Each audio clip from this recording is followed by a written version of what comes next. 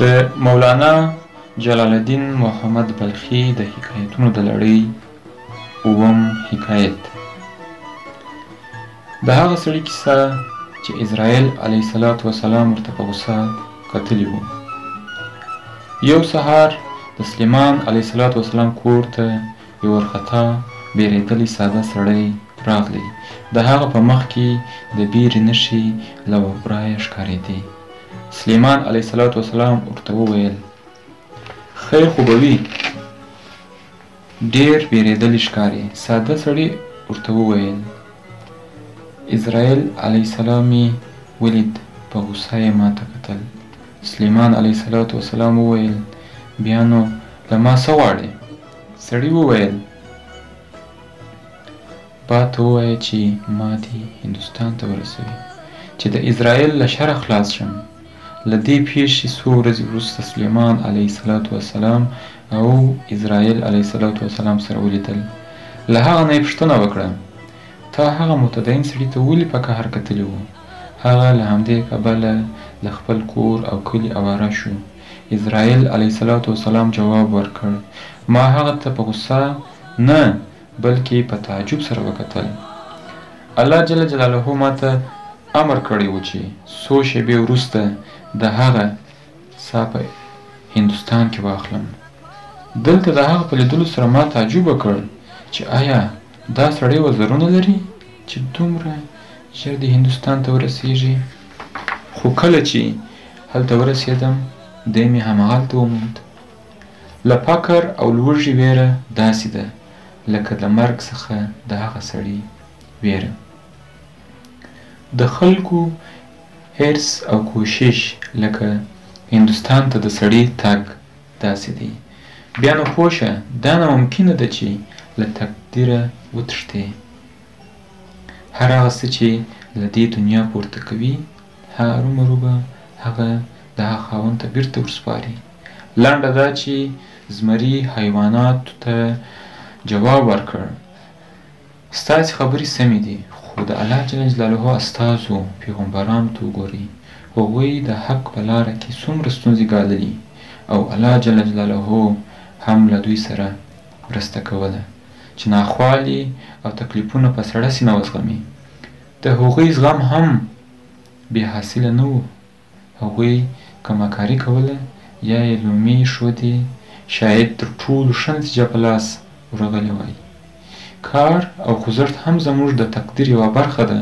دا هم سمه نه ده چې د دنیا لپاره د الله جل جلاله حکمونو ته شا کړو. د الله جل جلاله د حکمونو په پام کې نیولو سره باید یو څه دنیایي متاع هم ترلاسه کړو. که اوبه بیړۍ ته وردننه شي د بیړۍ د ډوبېدو سبب ګرځي، او که ترېنه لاندې وي بیا د حرکت سبب ګرځي. هغه زړه چې له دنیوي مال او نعمت سره مینه نه لري کولی شي لکه سلیمان علیه السلام په ناز نعمت هوسا ژوند وکړي. منډه او کوشش د مخلوق حق دی، څنګه چې طبیب ته ورتلل د ناروغ حق وي. ژویو د زمري خبرې واورېدې، لاځوابه شول، ځکه یې د خبرو لړۍ بنده او زمري ته تسلیم شول. هغوی له داړونکي زمري سره ژمنه وکړه چې وروسته له دې به هره ورځ یو حیوان ستا د خوراک لپاره په خپله راځي چې ته د ښکار کولو لپاره له کوره وتلو ته اړ نه شې. له دې وروسته دوی په خپلو کې پچه واچوله. د هر چا پچه چې به راووتل په خوښه به یې زمري ته ورتلل. دا لړۍ همداسې روانه وه تر هغو چې د سوی وار ورسېد. سوی چې له موضوع نه خبر شو ناره یې وکړه: اخر دا څه ظلم دی؟ حیواناتو سوی ته وویل: څنګه چې تا ولیده موږ ټولو سرښندنه وکړه. هیڅوک هم دې ته چمتو نه شو چې له خپلې ژمنې پر شا شي. نو ته هم زموږ نوم مه بدوه او د زمري خوا ته وخوځېږه، ځان ور ورسوه. سوی ژویو ته وویل: ای دوستانو، ما ته لږ وخت راکړئ چې فکر وکړم چې دا بلا د ټولو له سره لرې شي. زه غواړم داسې کار وکړم چې زموږ اولاد له دې مصیبته وژغورل شي. زه پوهیږم ستاسې له نظره د دې کار د کولو لپاره زه ډېر وړوکی یم. تاسې وګورئ د سترګو ګاټې ډېر واړه دي، خو د هغوی په واسطه ډېر لوی شیان ویني. کله چې څوک د یو قام د خلاصون لپاره راولاړېږي، په لومړیو کې خلک ورته د حقارت په سترګه ګوري، خو وروسته همدا ډول سړي ډېر ستر کارونه کوي. ژویو په سوی نیوکه وکړه او په اعتراض سره یې وویل چې خپل ځان وپېژنه، لاپې شاپې مه وهه. هغوی چې تر تا ستر او مټور وو دا کار یې ونه شو کولی. پرېږده، موږ د تقدیر لیک ته غاړه ایښې ده. څه چې را رسېږي خوښ یو او دا زموږ ایمان دی. ته د دې کار لیاقت نه لرې او بس. سوی ورغبرګه کړه. دوستانو، الله جل جلاله ماته الهام کړی دی. انشاءالله زه به زمری په ګونډو کړم. څنګه چې الله جل جلاله د شاتو مچۍ ته ورزده کړه چې له شاتو ځان ته کور جوړوي، همداسې د ورېښمو چینجي ته یې د ورېښمو جوړولو هنر وښود. انسانان هم د الله جل جلاله په قدرت سره د علم زده کړه کوي او ناممکن کارونه سرته رسوي. د سوی کیسه له پای ته نه ده رسېدلې.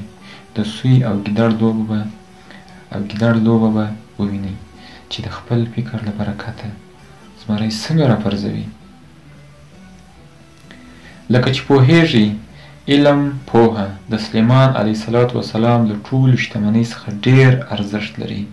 د آدم علیه السلام اولاد د همدې هنر له برکته د مخلوقاتو سردار دی چې زمری او پړانګ هم د موږک په څېر له ده ویرېږي. پیری او شاپیری هم له ده څخه ځان پټوي. انسان ډېر دښمنان لري. دی د عقل له برکته دې مقام ته رسېدلی دی.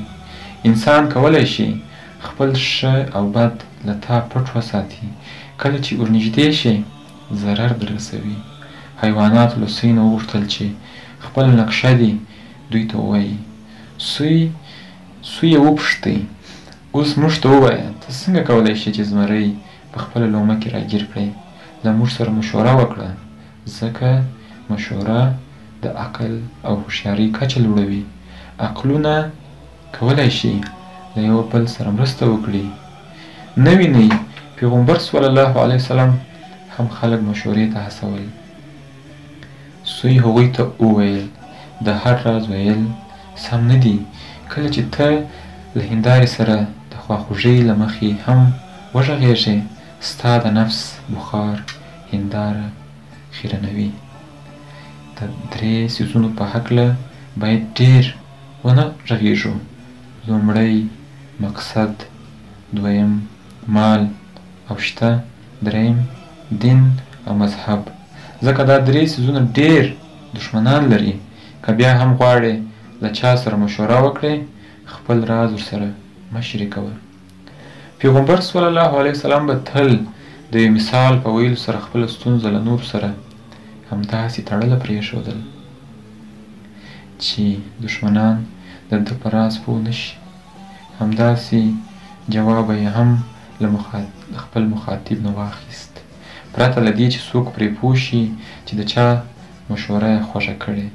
سوی لږ څه ناوخته زمري ته ورغلی. زمري له ډېرې غوسې غړومبېده، له ځان سره لګیا و. زه پوهېدم د دوی ژمنه سسته ده. زه یې وغولولم. د ځنګله باچا ډېر ناکرار او پریشانه و، ځکه ډېره موده شوې وه د ښکار لپاره د باندې نه و تللی. نور نوکار هم ورته ګران ښکارېده. البته د لټۍ سزا همدا ده، کله چې څوک د لټۍ له کبله په ستونزه کې راګیر شي، بیا ورته پته لګېږي چې که کار او هڅه یې کړې وای، ورځ به یې له دې ښه وه. ستر پیغمبر صلی الله علیه وسلم خلک کار او منډې منډې ته هڅول. هر ژوندی موجود تر هغه چې ژوندی وي کار زیار دی کوي. زمری د غوسې په لمبو کې سوځېده.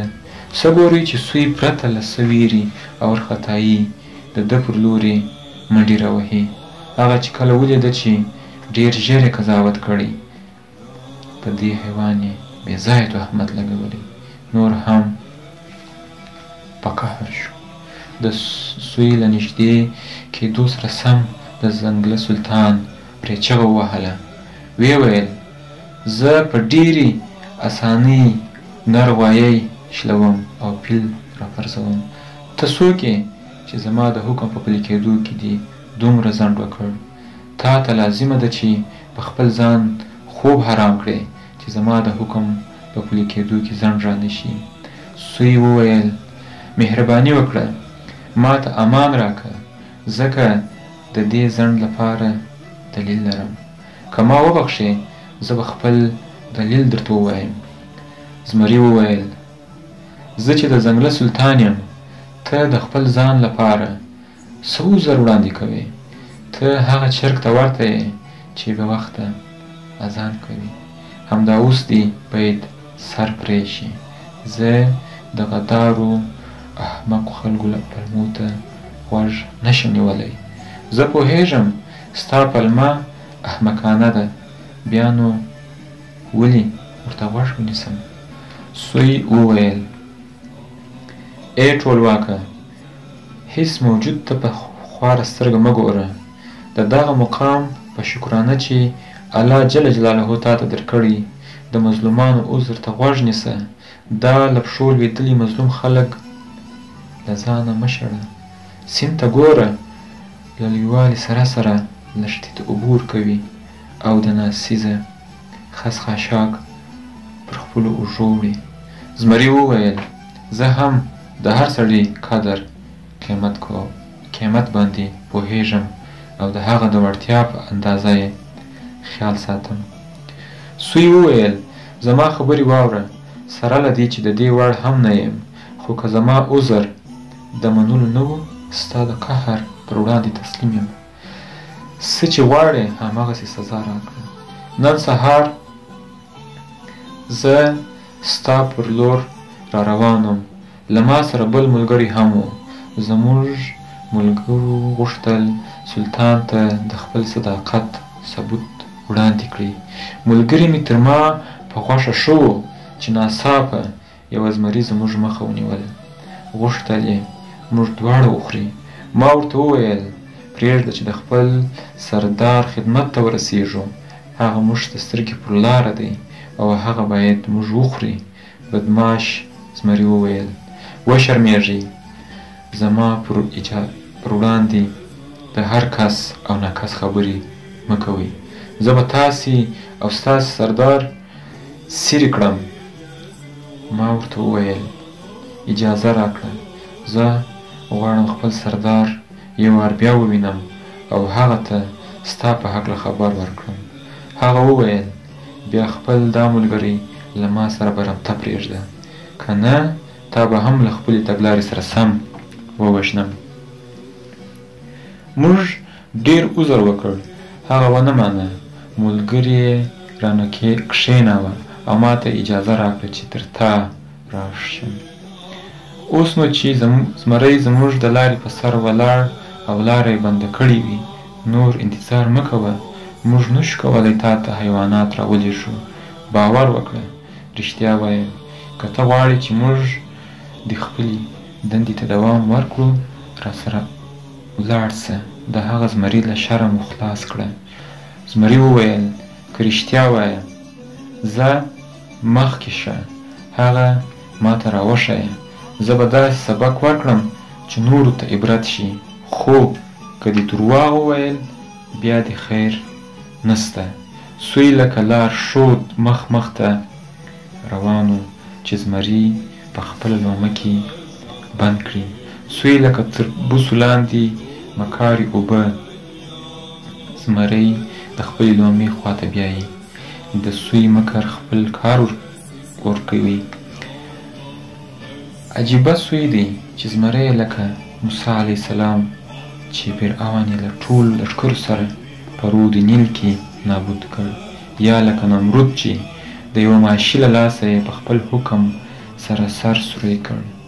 پوه شه چې دښمن تل د دوستۍ له لارې درته رامخکې کېږي، لکه څنګه چې د مرغه نیولو لپاره د لومې شاوخوا خواړه اچوي.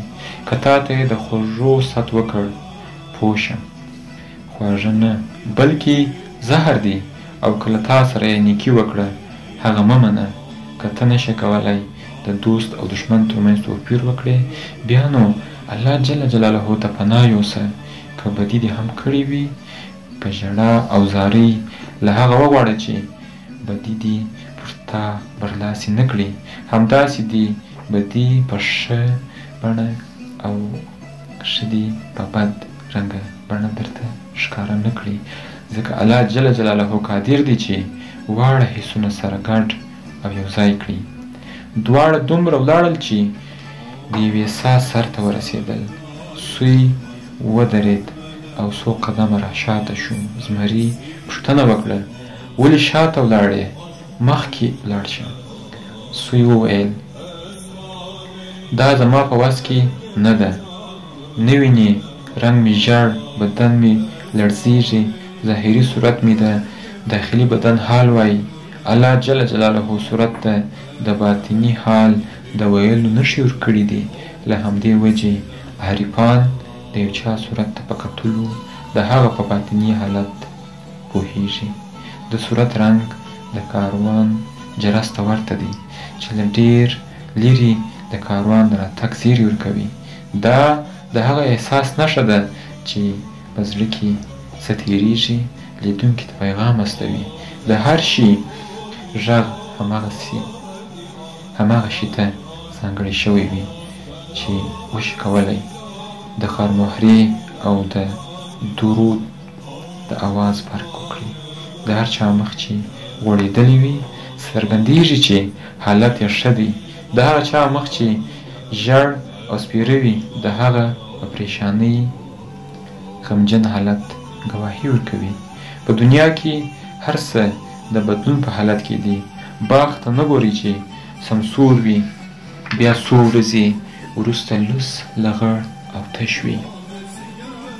کله چې اسمان ژړبخونه وي، تاسې پوهیږئ ماښام راتلونکی دی. سپوږمۍ کله ګرده کله هم لور ته ورته وي. مځکه له لویوالي سره سره په زلزله باندې ښوري. څومره لوی لوی غرونه د زلزلې د لاسه ذره ذره په شکه بدل شي.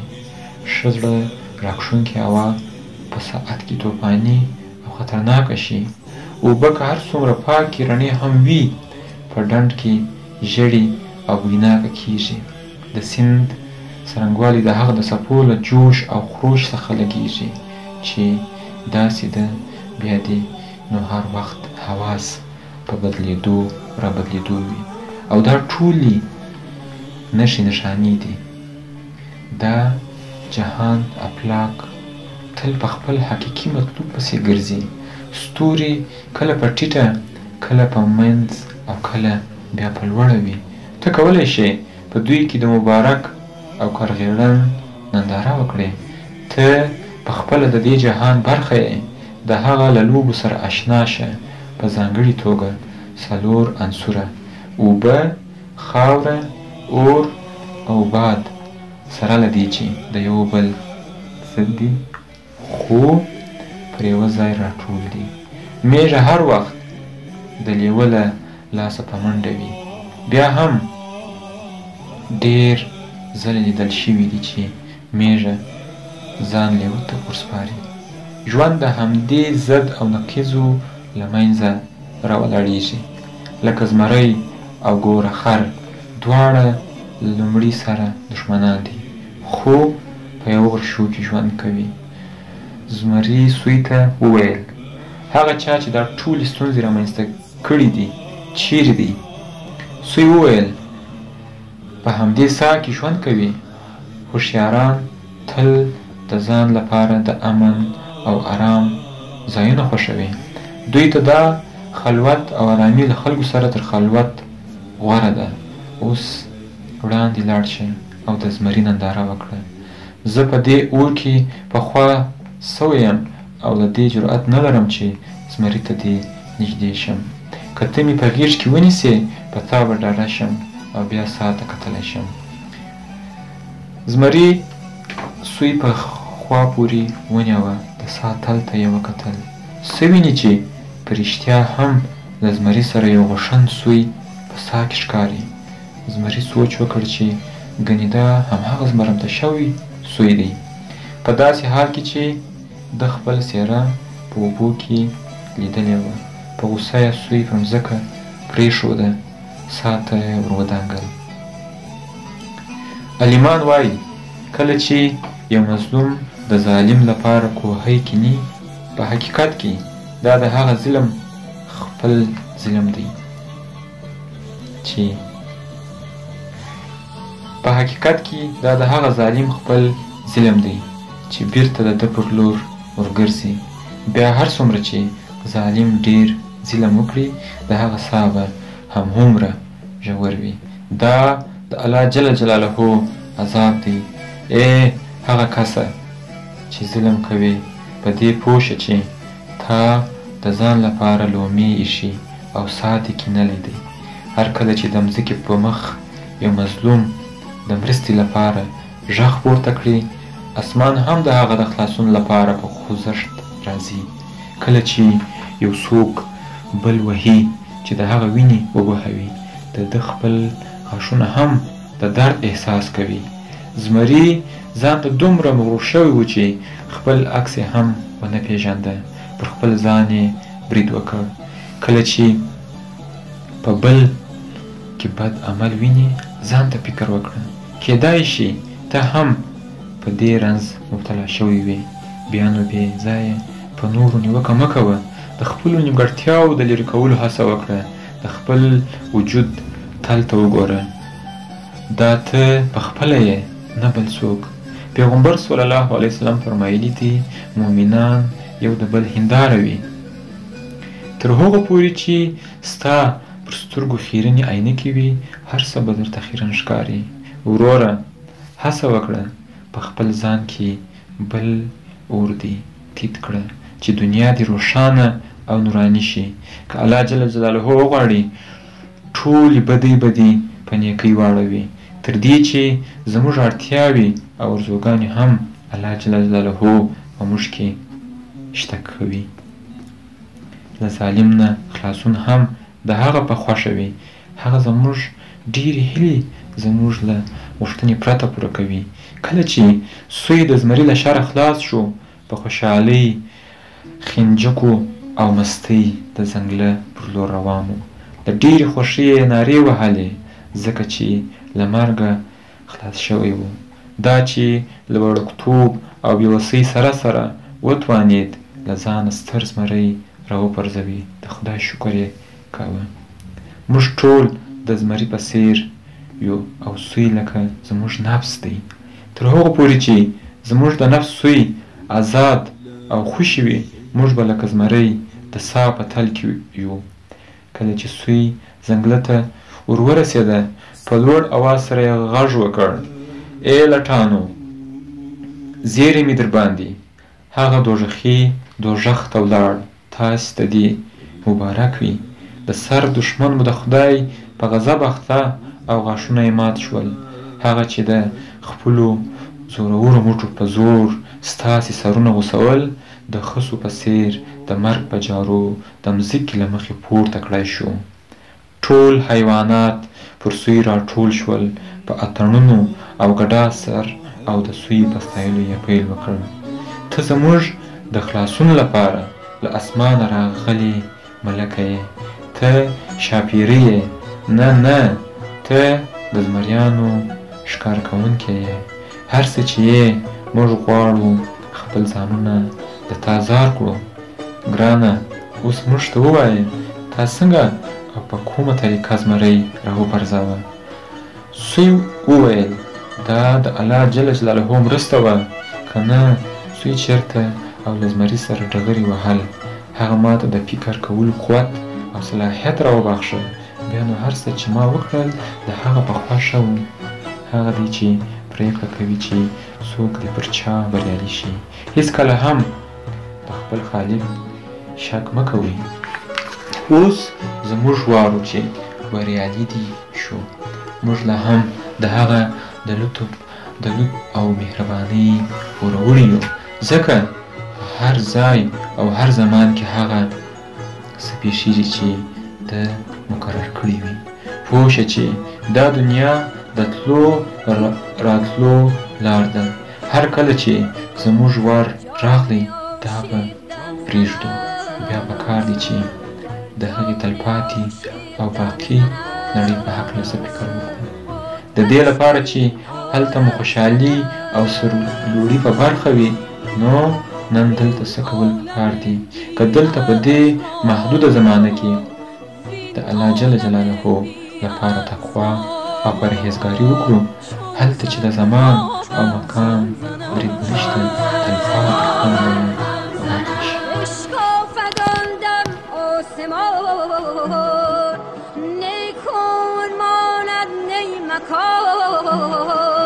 شوری در افتد در جهان، شوری در افتد در جهان، این سور بر ماتم زند.